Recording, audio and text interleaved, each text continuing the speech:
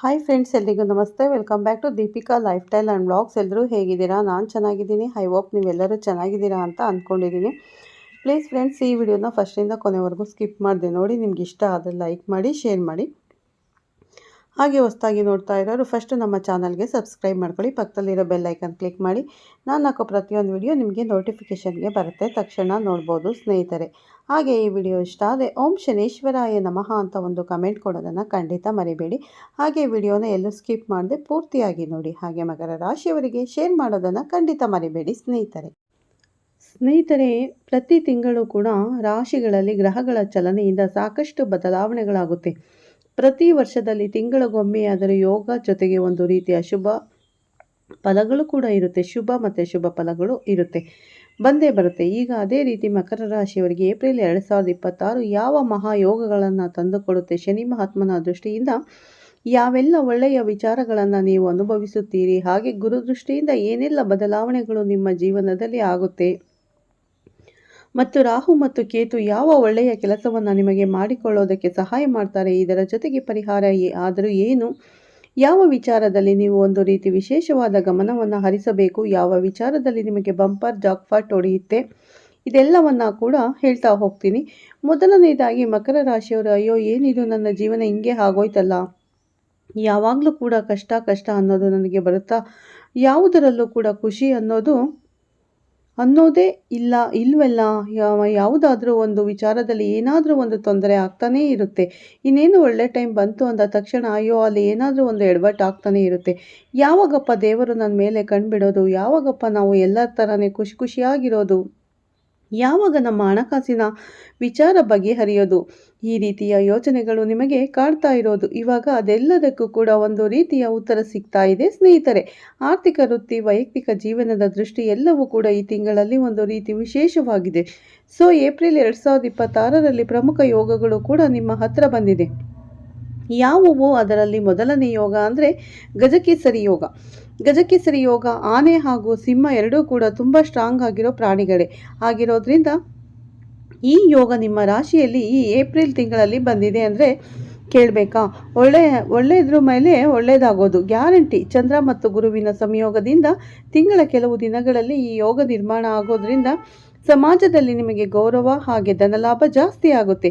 ಧನಯೋಗ ರಾಶಿ ಅಧಿಪತಿ ನಿಮಗೆ ಶನಿ ಆಗಿರೋದ್ರಿಂದ ಶುಭ ಸ್ಥಾನದಲ್ಲಿದ್ದಾರೆ. ಇದರಿಂದಾಗಿ ಆದಾಯದ ಮೂಲಗಳು ಕೂಡ ನಿಮಗೆ ಹೆಚ್ಚಾಗುತ್ತೆ.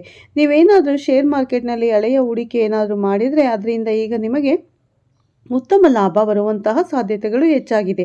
ವೃತ್ತಿಯಲ್ಲಿ ಪ್ರಗತಿಯನ್ನು ನಾವು ನೋಡೋದಾದರೆ ನಿಮಗೆ ಮೇಲಧಿಕಾರಿಗಳ ಬೆಂಬಲ ಸಿಗುತ್ತೆ. ಹೊಸ ಜವಾಬ್ದಾರಿಗಳು ಕೂಡ ಈಗ ನಿಮ್ಮನ್ನು ಹುಡುಕಿಕೊಂಡು ಬರುತ್ತೆ. ಹಾಗೆ ನಿಮಗೆ ಪ್ರಮೋಷನ್ ಇಷ್ಟು ವರ್ಷದಿಂದ ಆಗಿಲ್ಲ ಅಂತ ಅಂದ್ಕೊಂಡಿದ್ರೆ ಈ ಒಂದು ಏಪ್ರಿಲ್ ತಿಂಗಳಲ್ಲಿ ಪದೋನ್ನತಿ ಕೂಡ ನಿಮಗೆ ಸಿಗುತ್ತೆ. ವೃತ್ತಿ ಮತ್ತು ವ್ಯಾಪಾರ ಮಾಡೋರಿಗೆ ಯಾವ ರೀತಿ ಇದೆ? ಪರಿಶ್ರಮಕ್ಕೆ ತಕ್ಕ ಪ್ರತಿಫಲ. ಶನಿ ಮಹಾತ್ಮ ಸ್ವಾಮಿ ನಿಮ್ಮ ರಾಶಿ ಅಧಿಪತಿ ಆಗಿರೋದ್ರಿಂದ ನೀವು ಎಷ್ಟು ಕೆಲಸ ಮಾಡ್ತೀರೋ ಅಷ್ಟು ನಿಮಗೆ ಒಳ್ಳೆಯ ಫಲಗಳನ್ನು ಅವರು ಕೊಡ್ತಾರೆ. ಈ ಒಂದು ವಿಚಾರದಲ್ಲಿ ನೀವು ಪರಿಶ್ರಮ ಪಟ್ಟಿರುವುದಕ್ಕಿಂತ ಈಗ ಪ್ರತಿಫಲ ಸಿಗುವಂತಹ ಸಮಯ. ಏಪ್ರಿಲ್ 2026 ಎರಡನೇ ವಾರ ಬಹಳ ಸೂಕ್ತವಾಗಿದೆ. ಇನ್ನು ಈ ಮಾಧ್ಯಮದಲ್ಲಿ ನೀವಿದ್ರೆ, ಜೊತೆಗೆ ನೀವು ಮಾರ್ಕೆಟಿಂಗ್ ಕೆಲಸದಲ್ಲಿ ಇದ್ದವರೇ ಆದರೆ ಅಥವಾ ಇಂಜಿನಿಯರ್ ಆಗಿದ್ರೆ ಯಶಸ್ಸು ನಿಮ್ಮನ್ನು ಹುಡುಕೊಂಡು ಬರುತ್ತೆ. ಆರ್ಥಿಕ ಸ್ಥಿತಿ ಬಗ್ಗೆ ಸ್ವಲ್ಪ ಗಮನ ಹರಿಸಬೇಕು. ಯಾಕಂದರೆ ತಿಂಗಳ ಮಧ್ಯಭಾಗದಲ್ಲಿ ಅನಿರೀಕ್ಷಿತ ಖರ್ಚುಗಳು ನಿಮಗೆ ಜಾಸ್ತಿ ಆಗುತ್ತೆ. ಅದಕ್ಕಾಗಿ ಬಜೆಟ್ ಕಡೆ ಕೊಂಚ ಗಮನ ಇರಲಿ ಸ್ನೇಹಿತರೆ. ಇನ್ನು ಭೂಮಿ ಮತ್ತು ವಾಹನ ಖರೀದಿ ಮಾಡೋದಕ್ಕೆ ಇದು ಹೇಳಿ ಮಾಡಿಸಿದಂತಹ ತಿಂಗಳು. ಕುಟುಂಬದಲ್ಲಿ ಇಷ್ಟು ದಿನ ಸಂಬಂಧಗಳಲ್ಲಿ ಅನ್ಯೋನ್ಯತೆ ಇರಲಿಲ್ಲ. ಗಂಡ ಹೆಂಡತಿಯಲ್ಲಿ ಒಂದಲ್ಲ ಒಂದು ಮನಸ್ತಾಪ ನಂದೇ ನಡಿಬೇಕು ಅನ್ನುವಂಥ ರೀತಿಯಲ್ಲಿ ಬೇರೆಯವರು ನಿಮ್ಮ ಮೇಲೆ ಹತೋಟಿ ಮಾಡಿದಾಗ ನಿಮಗೆ ಉಂಟಾದಂಥ ಒಂದು ಫಜೀತಿಗಳು ಎಲ್ಲದಕ್ಕೂ ಕೂಡ ಈಗ ಪರಿಹಾರ ಆಗುವಂಥ ಸಮಯ. ಮಂಗಳ ಕಾರ್ಯಗಳು ಕೂಡ ನಡೆಯುತ್ತೆ. ಜೀವನ ಸಂಗಾತಿಯೊಂದಿಗೆ ಅನ್ಯೋನ್ಯತೆಯಿಂದ ಇರ್ತೀರ. ಮಕ್ಕಳ ಪ್ರಗತಿಯಿಂದಾಗಿ ಮನಸ್ಸಿಗೆ ಸಂತೋಷ ಆಗುತ್ತೆ. ಆರೋಗ್ಯ ವಿಚಾರದಲ್ಲಿ ಸ್ವಲ್ಪ ಎಚ್ಚರದಿಂದ ಇರಬೇಕು. ಯಾಕೆ ಅನ್ನೋದನ್ನು ಗ್ರಹಗಳ ಫಲದಿಂದ ಅಂದರೆ ಗ್ರಹಗಳ ಸಂಚಾರದಿಂದ ಎಫೆಕ್ಟ್ ಆಗುವಂಥದ್ದನ್ನು ನಾನು ಮುಂದೆ ಹೇಳ್ತಾ ಹೋಗ್ತೀನಿ. ಮೊದಲನೇದಾಗಿ ಈ ತಿಂಗಳು ನಿಮಗೆ ಮಿಶ್ರ ಫಲ. ಬೆನ್ನೋವು ಅಥವಾ ಕಣ್ಣಿನ ಸಮಸ್ಯೆ ಕಾಡುವಂಥ ಸಾಧ್ಯತೆ ಇರೋದ್ರಿಂದ ನಿರ್ಲಕ್ಷ್ಯ ಮಾಡೋಕ್ಕೆ ಹೋಗಬೇಡಿ. ನಿಯಮಿತವಾದಂಥ ವ್ಯಾಯಾಮ ಹಾಗೆ ಪೌಷ್ಟಿಕ ಆಹಾರದ ಕಡೆಗೆ ಗಮನವನ್ನು ಹರಿಸಿ. ಹೊರಗಡೆ ತಿನ್ನೋದಕ್ಕಿಂತ ಹೆಚ್ಚು ಮನೆ ಊಟಕ್ಕೆ ಫಸ್ಟ್ ಪ್ರಿಫರೆನ್ಸ್ ಕೊಡಿ. ಇನ್ನು ದಶೆ ಯಾವುದು ನಡೀತಿರುತ್ತೆ ಅದರ ಮೇಲೆ ಆದಷ್ಟು ಪರಿಹಾರ ಮಾಡಿಕೊಳ್ಳೋಕೆ ಮುಂದಾಗಿ. ಇನ್ನು ಗ್ರಹಗಳ ಸಂಚಾರ ಯಾವ ರೀತಿ ಇದೆ, ನಿಮ್ಮಲ್ಲಿ ಯಾವ ಯಾವ ಉಪಯೋಗಗಳಾಗ್ತಿವೆ, ಯಾವ ಯಾವ ಶುಭ ಫಲಗಳು ಸಿಗ್ತಾ ಇದೆ ಅಂತ ನೋಡೋದಾದರೆ, ಶನಿ, ಗುರು, ರಾಹು, ಕೇತು ಸ್ಥಾನ ಬದಲಾವಣೆಗಳು ಗಾಢವಾದ ಪ್ರಭಾವ ಮಕರ ರಾಶಿಯವರಿಗೆ ಏಪ್ರಿಲ್ 2026ರಲ್ಲಿ ಕಂಡುಬರುತ್ತೆ.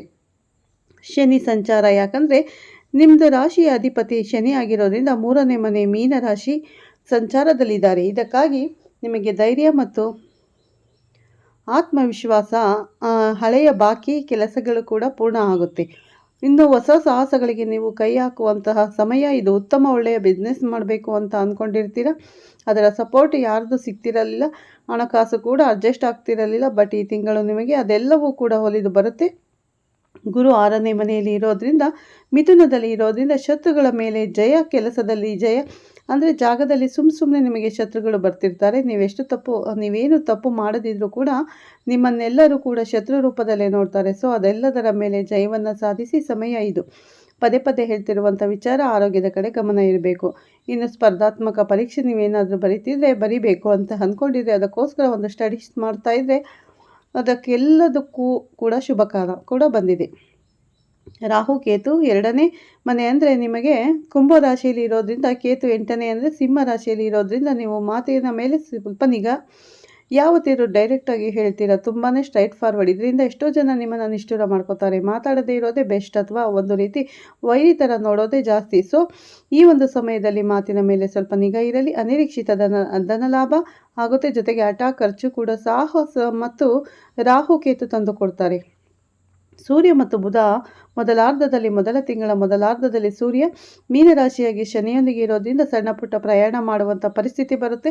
ಬುಧನ ಸಂಚಾರ ಇದ್ದರಿಂದಾಗಿ ಸಂವಹನ ಕಲೆ ಹಾಗೆ ಬರವಣಿಗೆ ಕ್ಷೇತ್ರದಲ್ಲಿ ಎಲ್ಲವೂ ಕೂಡ ಮೀಡಿಯಾ ಹಾಗೆ ಸಿನಿಮಾ ಇಂಡಸ್ಟ್ರಿಗೆ ಸಂಬಂಧಪಟ್ಟಿದ್ದಲ್ಲಿ ಕೂಡ ನಿಮಗೆ ಲಾಭ ಆಗುತ್ತೆ. ಹಾಗಾದರೆ ಯಾವ ದೇವರ ಆರಾಧನೆ ಮಾಡಬೇಕು ಅಂತ ನೋಡೋದಾದರೆ, ಹನುಮಂತನ ಆರಾಧನೆ ಒಂದು ರೀತಿ ರಾಮಬಾಣ ಅಂತ ಹೇಳಬೇಕು.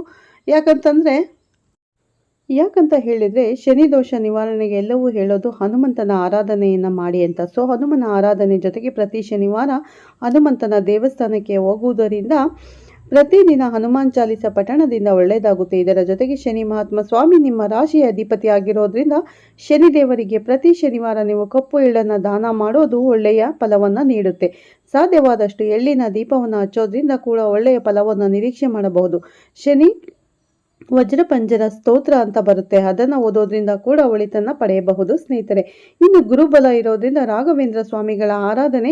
ಕಷ್ಟ ಕಾಲದಲ್ಲಿ ರಾಯರ ನೆನೆದರೆ ಕೈ ಹಿಡಿತಾರೆ ನಮ್ಮ ರಾಯರು ಅಂತ ಹೇಳ್ಬೋದು. ನಮ್ಮ ರಾಯರನ್ನ ನೆನೆಯದೆ ದಿನವಿಲ್ಲ ಸ್ನೇಹಿತರೆ. ಯಾರು ರಾಯರನ್ನ ನಂಬಿ ಆರಾಧನೆ ಮಾಡ್ತಿರೋ ಖಂಡಿತ ಅವರನ್ನು ಕೈ ಹಿಡಿತಾರೆ. ಪೂಜ್ಯಾಯ ರಾಘವೇಂದ್ರಾಯ ಸತ್ಯಧರ್ಮ ರಥಾಯ ಚ ಭಜತಾಂ ಕಲ್ಪವೃಕ್ಷಾಯ ನಮತಾಂ ಕಾಮಧೇನುವೇ ನಮಃ.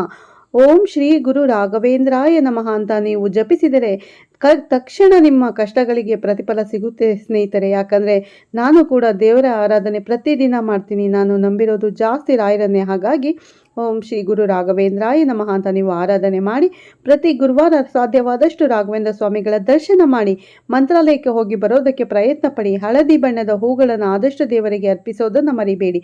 ಸೊ ಇದಿಷ್ಟು ಮಕರ ರಾಶಿಯವರು 2026 ಏಪ್ರಿಲ್ ತಿಂಗಳ ಭವಿಷ್ಯ. ಎಲ್ಲವೂ ಕೂಡ ಒಳ್ಳೆಯ ಫಲ ಇದೆ. ಆದಷ್ಟು ಆರೋಗ್ಯದ ಕಡೆ ಗಮನ ಹರಿಸಿ, ಹಾಗೆ ಮಾತಿನ ಮೇಲೆ ಎಚ್ಚರವಾಗಿರಿ.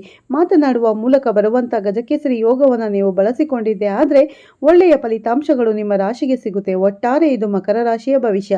ನೀವು ಕೂಡ ಮಕರ ರಾಶಿ ಆಗಿದೆ, ಈ ಒಂದು ವಿಚಾರದಲ್ಲಿ ಎಲ್ಲವೂ ಸರಿ ಅಂತ ಅನಿಸಿದೆ ಕಮೆಂಟ್ ಮಾಡಿ, ಹೇಳೋದನ್ನು ಮರಿಬೇಡಿ. ಹಾಗೆ ಮುಂದಿನ ಯಾವ ವಿಡಿಯೋದಲ್ಲಿ ನೀವು ರಾಶಿಯ ಬದಲಾವಣೆ ಅಥವಾ ಏಪ್ರಿಲ್ ತಿಂಗಳ ಭವಿಷ್ಯವನ್ನು ತಿಳ್ಕೋಬೇಕು ಅಂತ ಅಂದ್ಕೊಂಡಿದ್ದೀರಾ ಅನ್ನೋದನ್ನು ಕಮೆಂಟ್ ಮಾಡಿ. ಈ ವಿಡಿಯೋ ಇಷ್ಟ ಆಗಿದ್ರೆ ಲೈಕ್ ಮಾಡಿ, ಸಬ್ಸ್ಕ್ರೈಬ್ ಮಾಡಿ, ಹಾಗೆ ಹೆಚ್ಚಿನ ಸಂಖ್ಯೆಯಲ್ಲಿ ಶೇರ್ ಮಾಡಿ.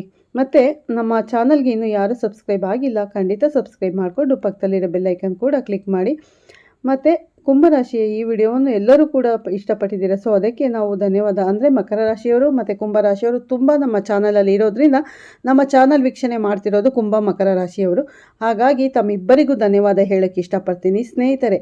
ಎಲ್ಲರಿಗೂ ಒಳ್ಳೆಯದಾಗಲಿ ಅಂತ ಈ ವಿಡಿಯೋನ ಎಂಡ್ ಮಾಡ್ತಾ ಇದ್ದೀನಿ. ಮತ್ತೆ ಸಿಗ್ತೀನಿ ನಿಮಗೆ ಉತ್ತಮ ರಾಶಿ ಭವಿಷ್ಯದೊಂದಿಗೆ. ಅಲ್ಲಿವರೆಗೂ ತಮ್ಮೆಲ್ಲರಿಗೂ ಧನ್ಯವಾದಗಳು. ಈ ವಿಡಿಯೋ ಇಷ್ಟ ಆದರೆ ಓಂ ಶನೀಶ್ವರಾಯ ನಮಃ.